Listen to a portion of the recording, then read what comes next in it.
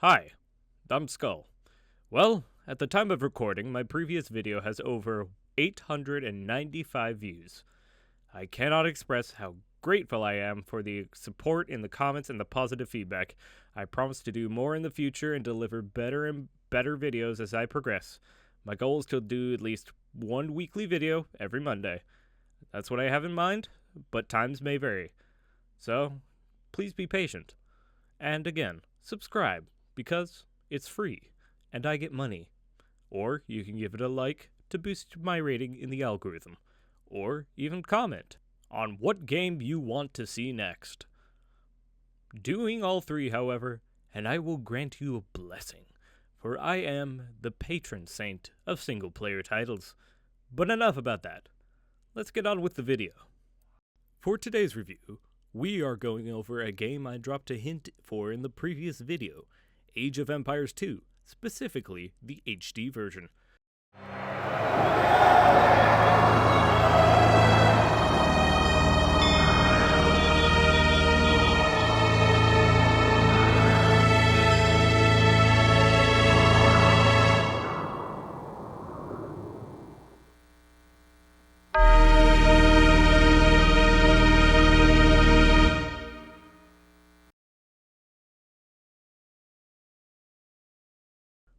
Which was all I could find from my old collection, and the only other surviving copy of Age of Empires is the DS version that is somewhere in my house. Look, I don't have an optical drive in my PC, and I'm not paying for it again. I'm broke, okay? I'll do a Patreon at 1,000 subs, okay? Cool. Anyways, Age of Empires 2, Age of Kings, this time was arguably better than the first. Released back in October of 1999 to major sales and overwhelming positive reception from the franchise's audience. It sold over 2 million copies worldwide, mainly in the US, but also a record number of sales in Germany. I don't know if that means anything, but I'll leave that to interpretation.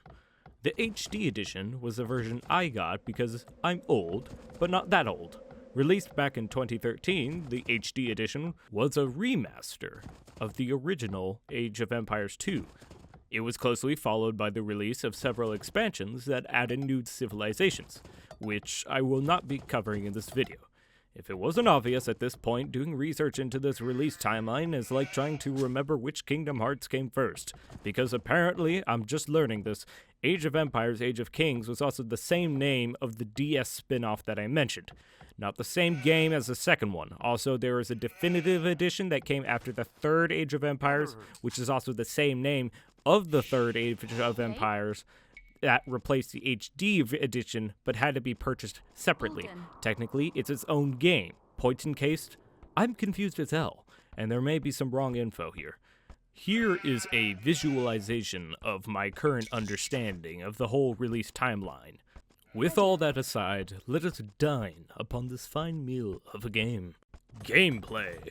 You start in the Dark Ages. Your goal can be a mix of things. First, to build a wonder, capture all relics, decimating the other guy, or king versus king. Whatever the goal, you need to advance ages. From Dark to Feudal to Castle Age, and from that to Imperial. Doing so allows you access to better tech research, such as economic improvements, new buildings, and new army units. Your main source of resources is all around you. You need villagers to collect them. Forage, farm, fish, and hunt for food, mine for gold and stone, and chop trees for wood. Trade with allies, if you have them. In the ever-changing market, abuse the exchange system in single-player mode. But wait! We've reached our unit cap. Build more housing to increase it. Nobody, and I mean nobody, can be homeless. Not even the boats or the siege engines. Imagine you're evicted by order of the king, and your house is to be garrisoned by a battering ram, and you're now to share a room with a fishing boat. Combat is simple. Barracks make foot soldiers, archeries make ranged units, and stables make cavalry. Once you hit the Castle Age, build a castle, and you can make your civilization-specific elite unit, and the Trebuchet, two of the most powerful units in the game, aside from the Monk. The monk is historically accurate in terms of being priced at 100 gold per unit, and with some of his upgrades costing over 1,000. Despite these financial setbacks, the payoff is huge. If you know how to use them, they can be game-changing on the battlefield. They can heal and convert troops. Healing is self-explanatory. Converting means you can baptize the enemy siege machine to Christianity and make it serve God. Of course, this also applies for buildings and units, both very powerful mechanics. Not to mention, he's the only unit that can pick up relics, so be mindful when playing that game mode. As far as I know, there are over 18 civilizations to choose from, more if you add the expansions, all with their unique and interesting tactics. I recommend setting your faction to random and seeing where it takes you. Me, I main the Britons, so I can mount a self-declared 9th Crusade in the Holy Land and pump out as many archers as I can. Please note, I do not condone the actions of the Crusaders in 1099. I just like the Knights Templars and stuff. Meanwhile, the soundtrack is an absolute banger. Just listen.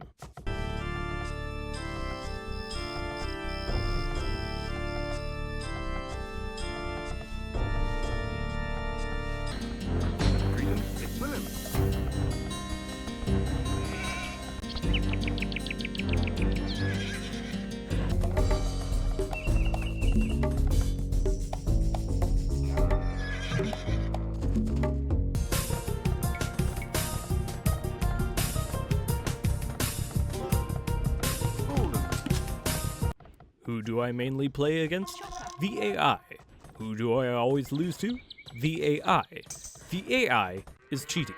Not because I still can't beat it, but because that's a popular opinion shared by the many in the community who still play the game. This model reacts to whatever trigger you set. For example, your army is in one position. The AI will first scout around it, then strike your siege machines and monks before engaging the main army. Attack first, it will strike back with vengeance. Building a certain type of unit, it will always build an army of the correct counter units. Think your economy is good? Its economy resembles that of the American Stock Exchange circa 1920, only this time, it just keeps getting bigger. For a fair game, play online. The servers are still being hosted, and there are still a good number of people who play to this day. Of course, getting into a lobby and not being immediately kicked is a challenge, but at least you can make friends, and you can all play together. Looking for strategies? Just go to the Reddit. The Steam forums have been locked for quite a while now. However, workshop support is still functional, as well as the modding community. To think, a game like this with long-lost logos and a launcher wouldn't have support to this day, but no, it does. You can find many quality of life updates on the modding page or the workshop. How do I know all these still work? That's simple. I don't. I just wait until someone points it out for me, then silently delete his comment. I love spreading misinformation. In all seriousness, I cannot confirm for myself. Because of the workshop items require the DLC and add-ons, and they insist on me paying the full price for them. Is there a morally ambiguous way of avoiding doing that? Maybe, but you never heard it from me. Conclusion, this game is great. Although finding a copy that isn't fully priced may require some digging, it's still worth whatever price tag it comes with. There are so many details that I haven't even covered, such as the cheats. But if you have an old copy gathering dust in your Steam library, or a physical one and covered in dust in your attic, dust it off, have some fun, and have a good one. And I will see you next time. Bye.